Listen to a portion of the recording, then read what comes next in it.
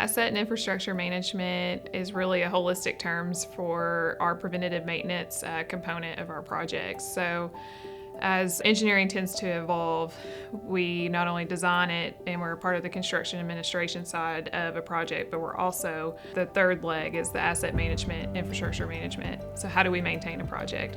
How do we make sure that the investment made on a bridge or a street or stormwater network is maintained preventatively so that it's not expensive to replace later?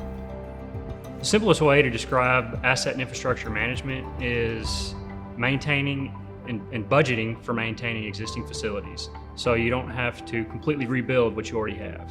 If we had a local client with a regional presence who maintains a lot of pavement and parking lots reach out to us to give them recommendations on what parts of their parking lots to replace and repave.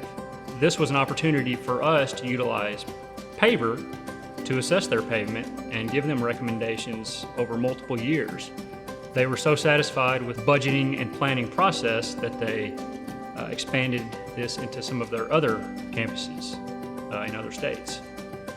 When we start looking at the traffic volumes, available funding, utility interferences, it takes a systemic approach to the paving program in lieu of a personal pursuit or a preference approach. Having that data gives the ability to say, the data supports your street to be paved. However, our program is already set up for these streets and you'll be coming in the near future. Data-driven actually helps make the decisions that are based on information that all of the administration can use to give an explanation to the general public.